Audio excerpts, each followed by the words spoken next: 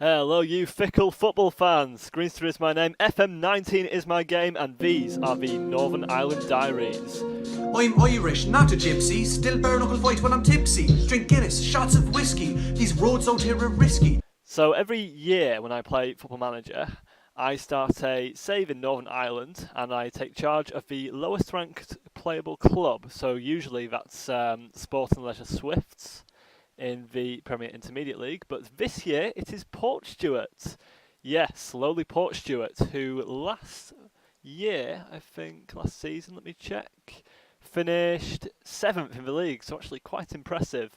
But look at the squad this season. We have a grand total of 17 players and a further player in the reserves who my assistant deems not good enough for the senior squad. So this should be interesting to say the least. This is a cross between a playthrough and a tutorial of sorts. So while not strictly speaking a tutorial, there are a lot of tips in here that will help you with your lower league save should you plan to do one. And, in particular, a save in Northern Ireland, as I do so often.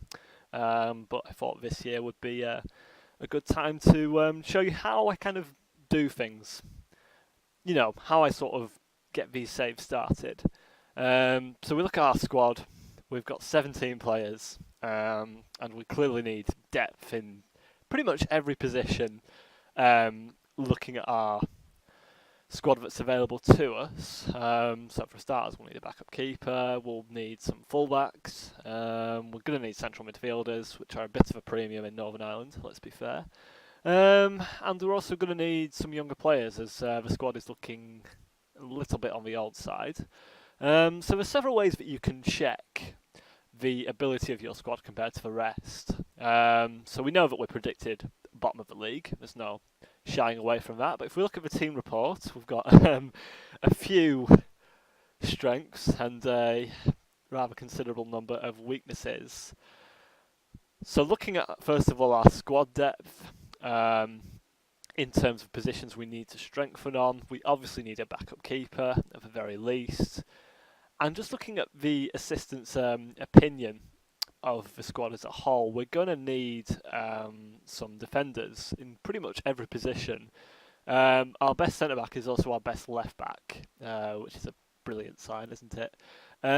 If we go to comparison, you can actually compare the attributes in comparison to the rest of the league. So looking at the general sort of attributes in all positions, we are below average in everything. So in decisions, we are below average. First touch is about average, which is good. We are terrible at passing. Only Tobin or United are worse than us. Below average strength, below average work rate, below average teamwork, lowest leadership and lowest aggression in the league. That's something that desperately needs looking at. So if you go to each position, say for example I went to our goalkeepers, well we only have one keeper, but looking at the average here, we've got the best handling in the league, which is great. We've got the best 1v1s in the league, but we've got the lowest reflexes, so it might be worth signing a backup keeper who has good reflexes, for example. If we go to our general physical attributes, we can see that we're one of the quickest teams in the league in terms of acceleration, just behind Queen's University, but below average in pace, and above average top in stamina, but low natural fitness and rock bottom jumping reach. So we need defenders who can jump basically. So we're looking for physical beasts really. So there are certainly a lot of areas that we can improve on for starters. The sticking point is the finances. So as you can see, we have a lowly £573 in the bank and we are overspending on wages. Now, a specific tip to Northern Ireland is in the lower leagues, all of your players will be on non-contracts. So for example, I go to my keeper here. He's on £0 a week, so he earns no weekly wage. I go into here and I can see that his bonuses are an appearance fee, clean sheet bonus, and an unused sub fee. So most sort of players would expect to be on about a £40 appearance fee, give or take a few quid. And in terms of the wage budget, £314 a week is a calculation based on a player's squad status and the bonuses he's going to earn. So if a player earns £40 per appearance fee and he's on a key player status in terms of squad status, he'll be expecting to feature in about 70 to 80% of the games in a season. And assuming you play one game a week, that means he'll be getting, at this stage I wouldn't worry too much about the fact that we're overspending on wages, if you're in a similar position. Of course, if you're in England, then not all of your players will be on non-contracts, if any. So I would strongly recommend going for a senior affiliate in the board request. Let's try and do that now. See if we can get a senior affiliate from the Premiership. The Rival Club doesn't rely on loan players. That's interesting. Oh, okay, they're not going to grant that request. Interesting. So, we're going to need free transfers, basically. The good thing about Northern Ireland is that the transfer window pretty much goes on all year round. So, until I think mid-March or something like that, the free transfer window's open. And all of our signings are going to be loans or free transfers, which is brilliant. So what I'm going to do is I'm going to go through all the free agents. So that's 23 that are known to our scouting team, which is consistent of just myself and the assistant manager. I'm going to right click and we're going to offer everyone here a trial. Basically we're going to invite everyone to a trial for 3 weeks. 2 to 3 weeks is fine. And during that time, your staff will be able to assess them basically and see how good they are, and whether they will improve on this frankly a pile of shit that this squad is. Not holding back in the criticism of my players. So that's what I've done for the time being. Take a look at your staff as well. So we've got literally nobody employed at this club. Just myself and the assistant manager, who I think is wanted by another club. So what do? Start placing some adverts down. We're going to need a general coach. We're going to need goalkeeping and fitness. Goalkeeping is probably more important. And we're also going to need a head of youth development for the long term. Now, do not expect these guys who apply to be, to have any good attributes. Any attributes above single digits. Do not expect that from the off. But we should always certainly try and go for as many as possible. And they will come under some form of expenditure. Usually about £30 to £50 a week for starters, but sometimes more. So in terms of income, how can we boost this figure in finances? And as we're in pre-season, the best way to do this is to basically arrange a couple of friendlies, right?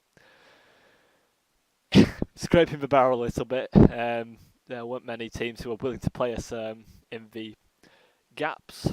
So we proposed a friendly against Carlisle, which will bring in about £3,000, if that. But £3,000 is better than nothing, am I right? So that's what we've gone for. Because we are a semi-professional club, semi-professional, and we go to our training, we obviously can't train full-time. We can, in fact, only really train 2 days a week, as well as playing a match. So my recommendation for pre-season fixtures is just to let the lads play a game a week. If we've got a small squad like this, we have a total of 17 players in the first team squad. So for that reason, I only schedule 1 game a week in pre-season, and also the fact we won't be able to train as well. This will cause problems with the players' match sharpness not being quite up to 100% when the season starts, but other teams will be in a similar position, so don't worry about it too much. Should you wish, with FM19's training enhancements, you could leave it to your assistant. What I have done though is I have taken control of the pre-season training. So I have set it all to pre-season early, pre-season mid, and as we go into August, pre-season late. And once we come into the later stages of pre-season, that's when I'll start scheduling my training for the rest of the season. It's sounded like quite a bit of a tutorial so far, isn't it? And not so much a playthrough. So let's proceed a few days into the future. I've already done all the meeting with the owner and chairman and stuff like that. We get our season expectations. What I will be looking to do personally, despite the low expectations, is take this club to challenging for promotion to the Northern Irish Championship. But if we raise our expectations to mid-table finish, we get an incredible £4 extra in our wage budget. And if we... this is just... Right, there is no point in altering these expectations. So we're just going to click confirm. And there we go. We've got a friendly planned against Carlisle on the 21st of July 2018 as a way to boost up our income in the short term. So we just need to wait. We just need to introduce the squad for dynamics. So, first introduce myself. And just be realistic in terms of your expectations. So, because we're not expected to stay up, media predicts us to finish rock bottom. So expecting us to go down. So we're going to say we're going to ask them to work as hard as possible to try and avoid the drop. And we like that. So that's the reaction we're after. Oh boy, we're going to need so much in terms of overhauling this club in the short term. So I just need to wait for all these trials to come in. All of our trialists have joined the club for the next 3 weeks, and what I've done is I've instantly moved them to the B team, so the under-23 squad, and we can check basically their ability and potential and stuff like that. So I am going to look through these players one by one, well, the players who look the most promising. So we've got Jordan Albatros, good name, who is a poacher, and he's good in the air, good jumping reach. You're looking for, at this level, at this really low level, you're looking for any attribute above 11 or 12. It's very good indeed for this level. So he's quite quick. I mean, you can't expect your players to have absolutely everything at this stage. He looks a decent young prospect, 19 years of age. It may be worth giving him a contract, but what I'm going to do is I'm going to incorporate some of these trialists into the pre-season friendlies, just to see how they do. We've got a right winger here, Owen McKeown. He's on pace, really, unfortunately. What I really need is some defenders. Ross Wilson looks promising. Good marking, good heading, good positioning, good decisions. A little low on some fundamentals, but only 19 years of age.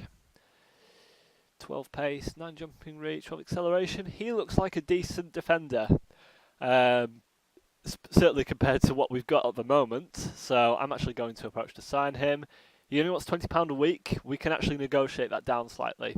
Say £15, and he'll take it. So that's good. And because he's only a hot prospect, the calculation assumes we'll only pay £6 a week. So he should be joining shortly. Another centre-back, Abbas Koulibaly. Again, good heading, marking.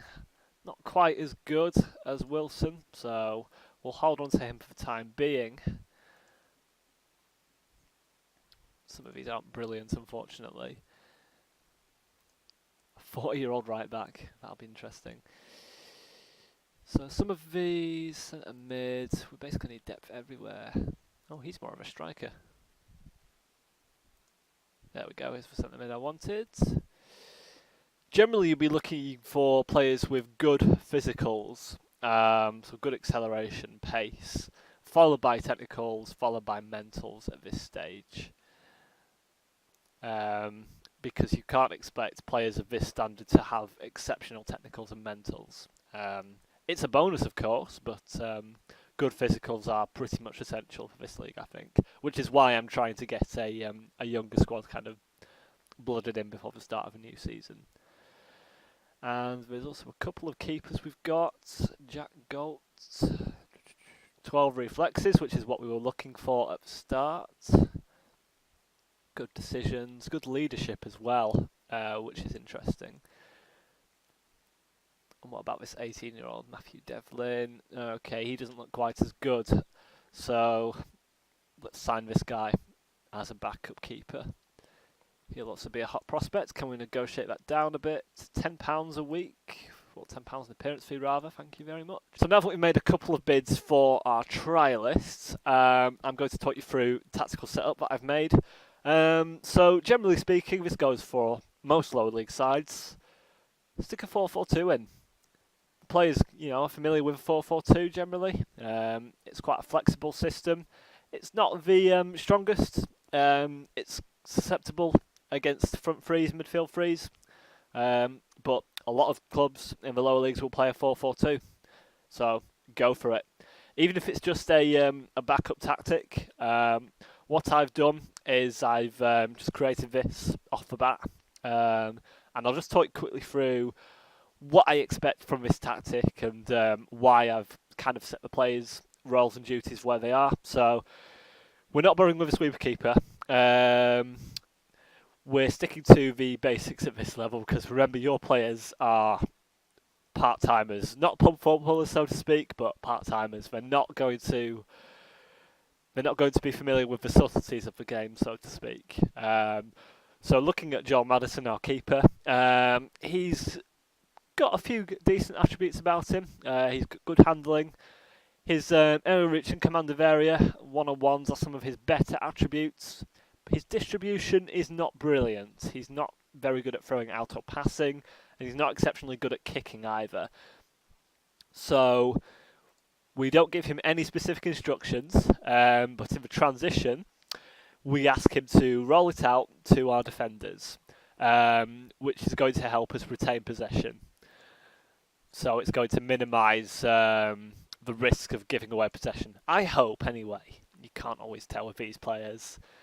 I have also not given any specific instructions to the rest of my outfield players for the time being.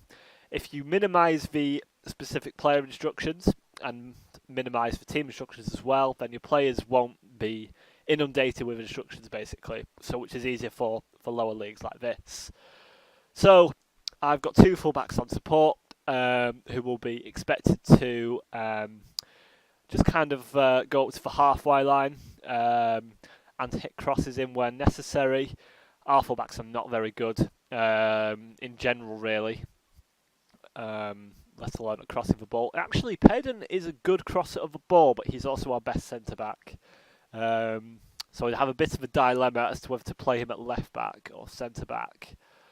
Although looking at this, he's not exceptionally good in the air, and he's not exceptionally tall either. Well, 6 foot, jumping reach 8. I've seen better. He's a good crosser. He's good at set pieces, and he's fairly quick.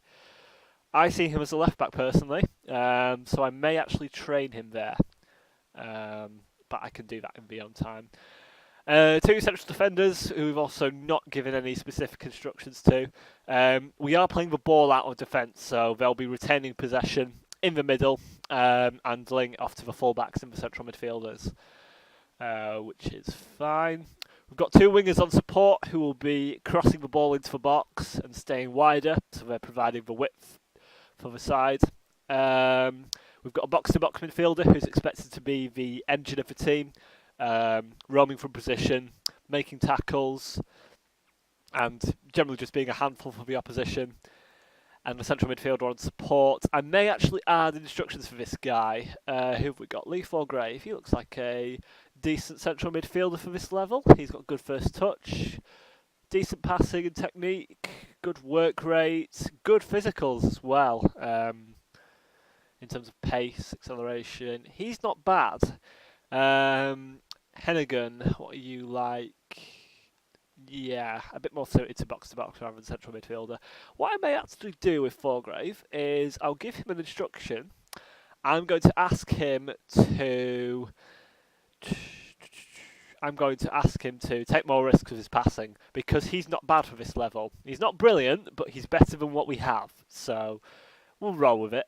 And up front we've got two pressing forwards, so we've got a support duty and an attack duty. So these are just default instructions where we ask the guy on attack to get further forward. And why we ask them to act as pressing forwards is so we can work harder when winning the ball back. You'll notice in the transition instructions, when possession's been lost, we counter press, and when possession's been won, we counter. So pressing forwards are very suited to a counter pressing system. So that's why we've selected a double pivot of pressing forwards. Again, it's something that I can change on the fly, so to speak. I think a lot of our forwards are suited to poacher. Yes, they are. They should be fairly quick. Yeah, 12 acceleration, 10 pace, 12 finishing, and 12 finishing, 12 heading. So he's quite good at heading, but he's not very good at jumping. That's a bit of a problem. But we'll roll with it. We'll see how it goes. So we're waiting for our staff to come through. We're waiting for a couple of our trialists to sign. And we're just going to wait for our first pre-season game. So I'll join you then. So we come to our first pre-season friendly at home to Airdrie. I've selected a 4-4-2 to start with. I didn't actually show you the other two tactics. So this is our 4-3-3, which is going to need a bit of tweaking, I think. It's a bit riskier. So using attacking wingers, attacking fullbacks, and three in the middle. So that may be more suited against teams that have more in the middle. So there's that, and there's also the low block 4-1-4-1. So this is basically my part of the bus system, if you will. So we're basically asking the players to work hard and put in a shift and just kind of take it slowly and hit long balls up to the poacher. So I don't think I'll use this one very often. Perhaps in some of the cup games where we, if we progress forward a couple of rounds, so that's where we might use that low block 4-1-4-1. But hopefully we should be able to play most of our games for 4-4-2 or some form of variation of. We may have to change it on the fly. So I'm not expecting any result against Airdrie at home. It's our first pre-season game, and the squad is still needing some reinforcements. So let's go to our team talk, and first team talk I'm going to try and be relaxing, so say you can play without pressure, and hopefully that relaxes some of them, and also give them a little bit of a morale boost. So I select them all, ask them why they should be in the team, and that brings out a few greens, which is good. I've got it set to 2D settings because my PC is recording this off OBS and also playing music at the same time, and it's getting on for 4 years old now, my PC, so it's certainly not the youngest. It's still running fine. It's just so that the it doesn't get too hot, which is why it's in 2D. I was going to set to key highlights as well. So 15 minutes in, we're doing okay. No real chances for either side as of yet. Body language is okay. I go to shouts. I'm going to encourage. Not really forcing chances against them, but they're not really doing the same either.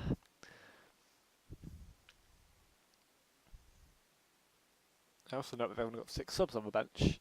Here's a highlight. Here's Mulgrew to MacDonald. Back to Mulgrew. Here's Dunsmore for Airdrie.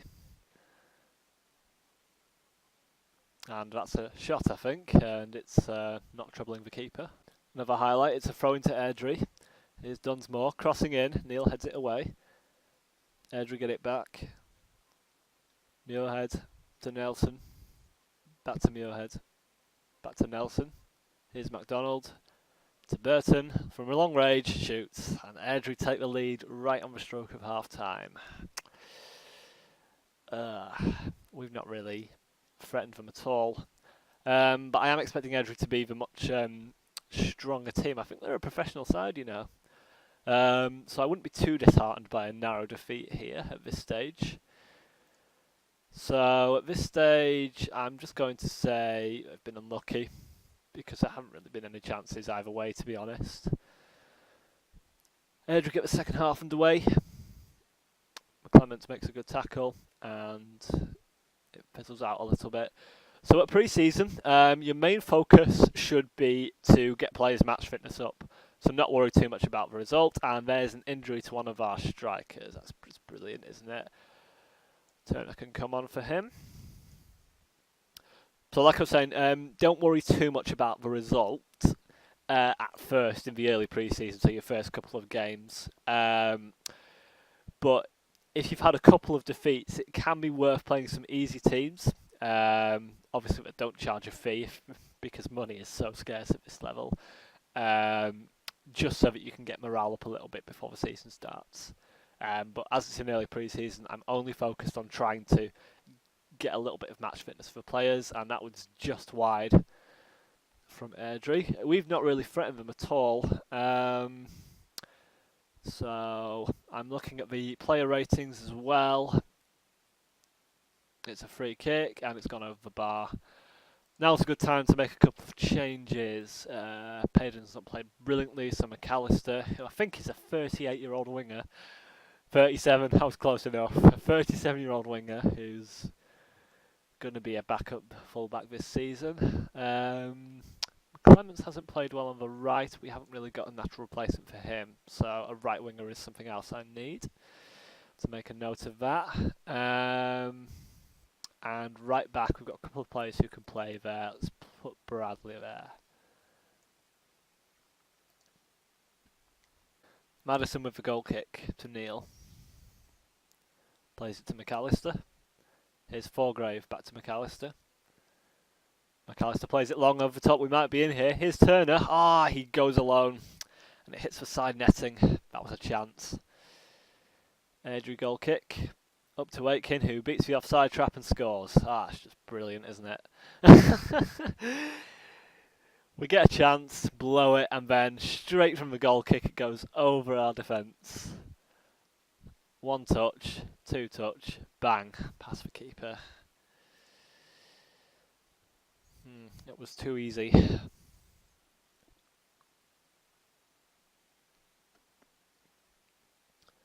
Going to bring on some more subs. Murray can come on for Hennigan. Do I want to take Forgrave off? I think I will. I think I'll put Miller on. And Neil's on lower conditions, so we can put Ramsey in. With goalkeepers, they tend to retain their match sharpness a lot better if you play them the full game. So I'm going to leave Madison on and give Galt another game at some point down the line in pre-season. Ramsey heads it. Hornby to Adamson. Here's McInroy to Walker. Walker to McInroy. Takes a long shot and another goal. We're not closing down enough in the midfield. So that may be something I'll have to look at if that persists. It may well just be a quality issue. See, they're very close to each other there. But they're not closing him down per se. It may be worth noting that I've not actually used opposition instructions. That might be what's causing it, but we'll have a look at that. We've got a chance. Here's Turner, and it's blocked, and it's a corner to Portstewart. Doherty to take the corner. Goes past. It's Murray to Turner out wide. Turner tries to cross it, but it's blocked. Bit disappointing, but they are the better team, our Airdrie, so not too disheartened at this stage. This looks like it's full time, and it is full time. Airdrieonians run out 3-0 winners against Portstewart. But we can just say we're unlucky, because let's be fair, we had a couple of chances, and they have a better team than us, so I'm not too concerned at all. So, the focus now, after that first pre-season game, is getting players in. We've got another friendly against Portugal under 20s, which is going to be a good opportunity for me to assess some of the trialists and see how they play in this game, because they're with the under 20 squad. I've actually just signed Ross Wilson on a free transfer, and I'm going to just move him up to the senior squad now that he's signed. Let's display reports as well. We are going off what the assistant is saying, which isn't always the best sort of measure. How long's Pedant Aaron Stewart out for? 3 to 5 weeks for twisted ankle. So it's unfortunate, but he'll be back for start of the season, and we'll have a physio in by then, which will hopefully reduce the recovery time, so that's not too much of an issue. So unfortunately I kind of cocked up, or OBS cocked up somehow, and it actually started streaming just before I recorded that second friendly against Portugal under 20s. But we ran out 4-2 winners eventually, scoring all our goals in the first half and conceding a good goal in the second half. I've made a new signing, Johnny Harkness, who's a left back from non-league. He's a bit of a set-piece specialist and helped himself to 2 assists in that first half. Had a generally good game for us. So looking at our starting 11, already our defence is looking a lot better. Our right back is clearly needed, but that's something I'll be working on. And in the next few weeks I'll be working on getting a few new signings, and I will rejoin you at the start of August, right before the Irish League Cup first round, and a McAllister testimonial, which is quite fitting. So that's everything from me for today. I hope some of those tips helped you somewhat, even if you're not doing a Northern Irish save, which is quite niche, one would think. But of course, some of these tips will be applicable to other clubs in different divisions. So that's everything from me. Thanks for watching, and please, as always, until next time, go away.